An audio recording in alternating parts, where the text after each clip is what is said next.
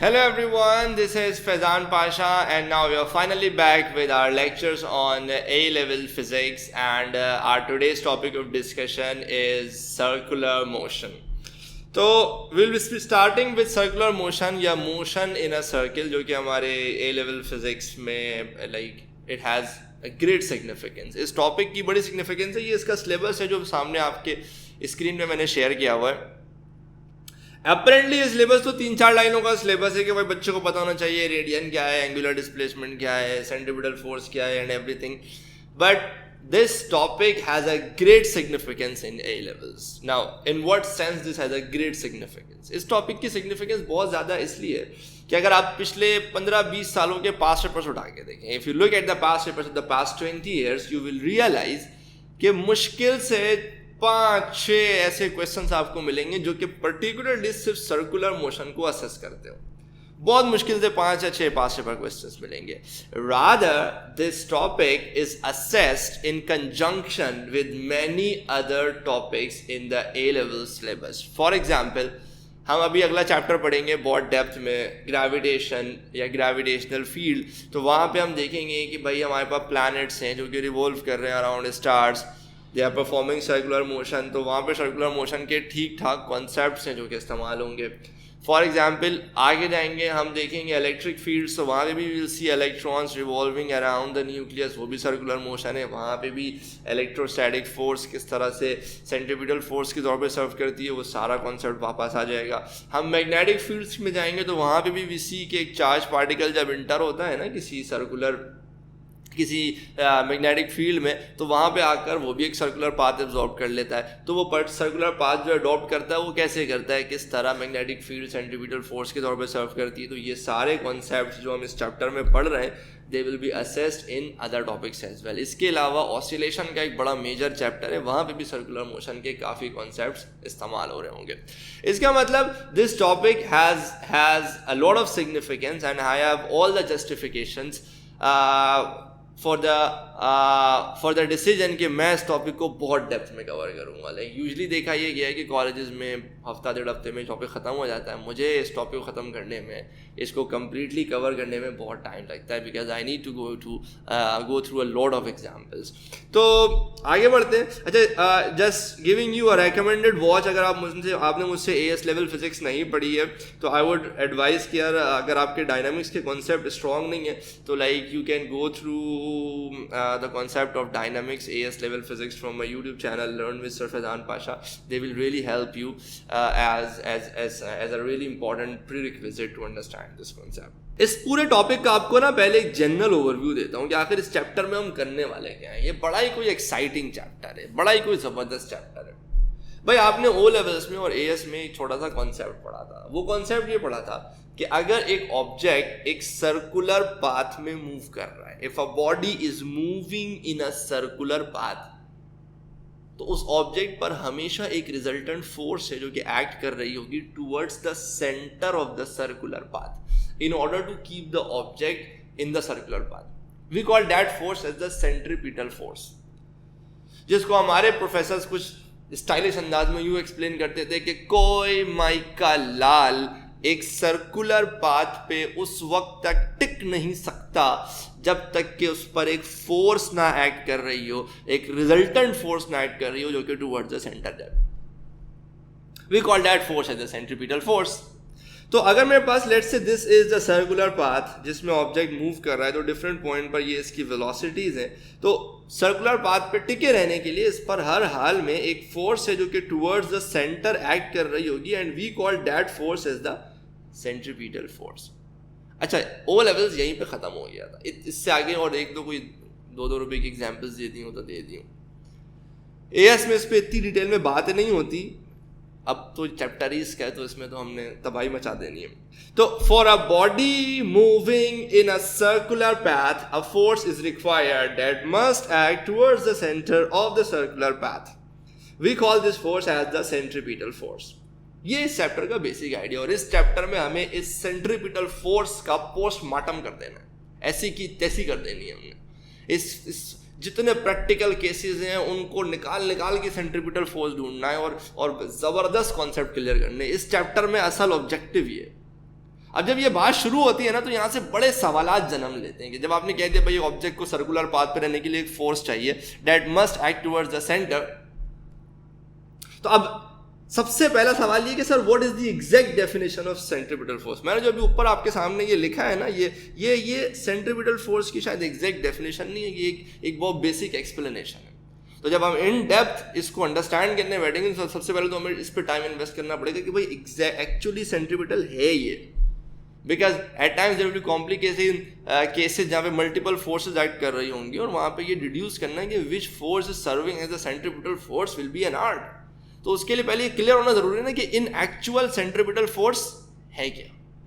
फिर बहुत सारे सवाल आते हैं कि सर अगर मेरे पास ऑब्जेक्ट सर्कुलर पाथ में मूव कर रहा है तो अगर उसको सेंट्रीपिटल फोर्स चाहिए तो कितनी चाहिए, वो कौन कौन से फैक्टर्स हैं जो कि मुझे क्या कहते हैं जो सेंट्रीपिटल फोर्स जिन पर डिपेंड करता है। तो how to identify the centripetal force, how much force and what are the factors कि सर कब कितनी फोर्स चाहिए होगी, क्या हमेशा सेम फोर्स चाहिए होती है, क्या चीज़ के बढ़ जाने से कितनी सेंट्रीपिटल फोर्स बढ़ जाएगी। तो there are lot of questions that will arise after the concept begins.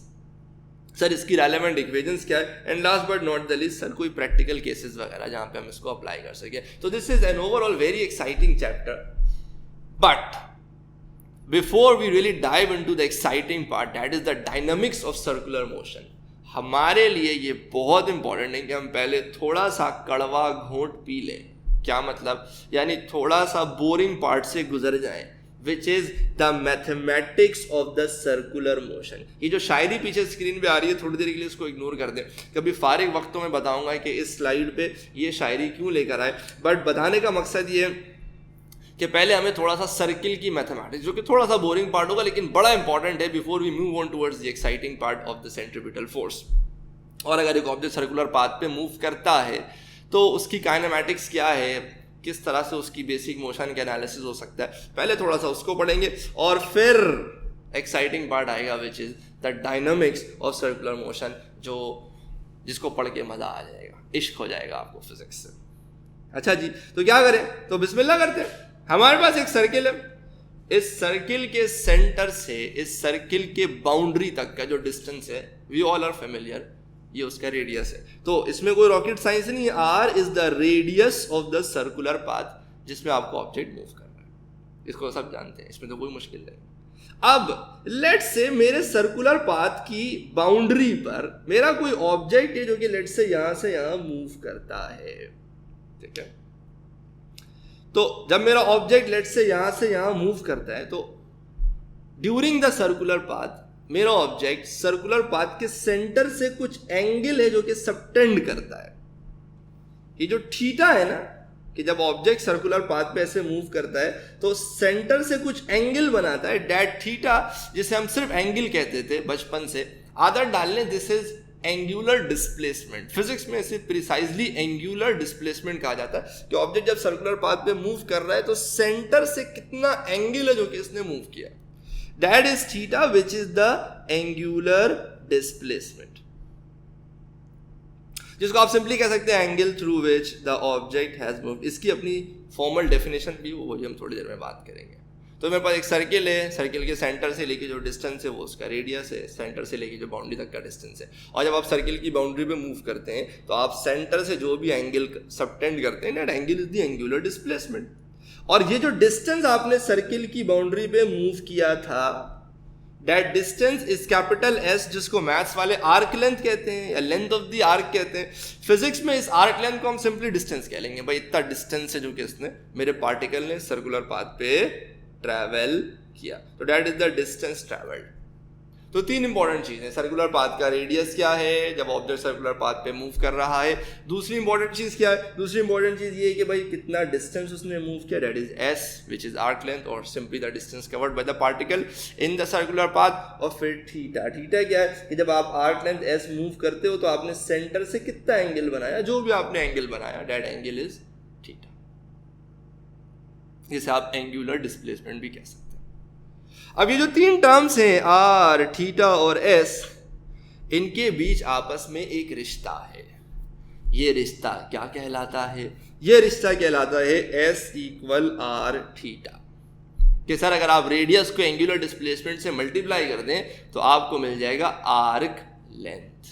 क्या मिल जाएगी? आपको मिल जाएगी आर्क लेंथ, जिसमें theta must be in radiance. अभी हम इसके ऊपर बात करेंगे कि आखिर ये इक्वेशन एक्चुअली कब एप्लीकेबल है और क्या क्या यूनिट्स हैं जो हम यूज़ कर सकते हैं। तो इसको अगर मैं लिखूं, if a body moves a distance s around a circular path of radius r, then its angular displacement theta is defined as theta equal S upon R. S बराबर आर थीटा के तो थीटा बराबर हो जाएगा S over are के। यानी simply आपने कितना एंगुलर डिस्प्लेसमेंट कवर किया, ये ऐसे निकल जाएगा कि आपने जो आर्क लेंथ कवर किया उसको आप न्यूमरेटर में रखें और जो आपका रेडियस उसको आप डिनोमिनेटर में रखें। तो थीटा यानी एंगुलर डिस्प्लेसमेंट को की जो डेफिनेशन है वो यही है, that is the ratio between the length of the arc and the radius of the circular path. ये इसकी डेफिनेशन नहीं है angle through which the object is move. भाई angular displacement is a proper physical quantity. अब जबकि ये physical quantity है ना, तो इसकी अपनी एक इक्वेशन है और उस इक्वेशन के थ्रू इसको हम डिफाइन करते हैं। जैसे फोर्स की हम बचपन से पढ़ते थे, फोर्स इज अ पुश और पुल, फोर्स इज अ पुश और पुल। अब एग्जाम में ये तो नहीं लिख सकते हो ना डिफाइन फोर्स में, फोर्स इज अ पुश और पुल। एग्जाम में आप बोले उसमें क्या लिखते थे? Force is the product of mass and acceleration. एएस में क्या लिखते थे? Force is the rate of change of momentum. क्यों भाई? इसलिए कि sir force is a physical quantity. Physical quantity की definition according to its equation होगी कि सर इसको जब मेजर कर सकते हैं तो जो इसकी इक्वेशन है उसी से उसकी डेफिनेशन बना है। तो बिल्कुल वैसी थीटा एंगुलर डिस्प्लेसमेंट एक फिजिकल क्वांटिटी है जिसको मेजर किया जा सकता है आर्क लेंथ और रेडियस के रेशो से। अब इसमें एक चीज़ बड़ी इंपॉर्टेंट है, वो हमें समझने की ज़रूरत है, वो ये कि theta is measured in radiance.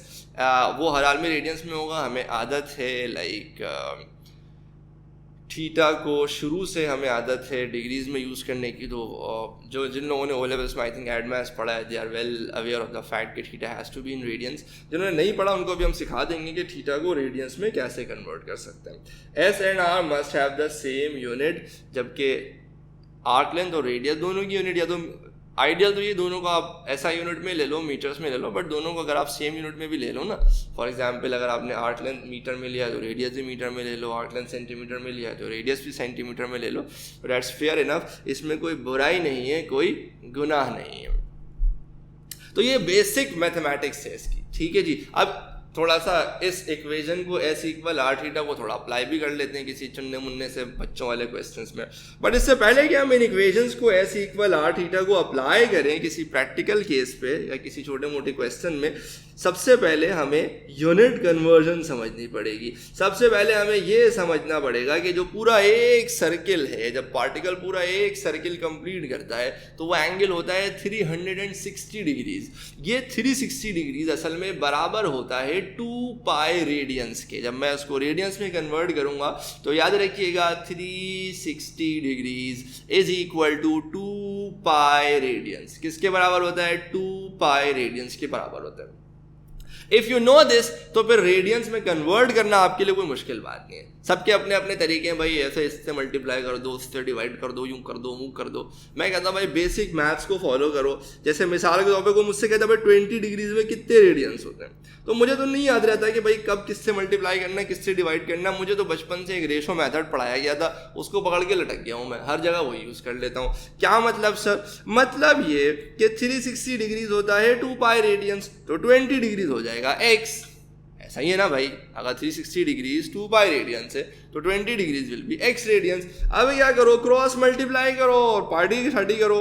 तो जब आप 20 को 2 पाई से मल्टीप्लाई कर दें और x को 360 से मल्टीप्लाई कर दें तो ये 360 नीचे आ जाएगा एंड में, and this will be simplified to pi by 9 radians. So I think this is a very easy peasy way to convert degrees to radians.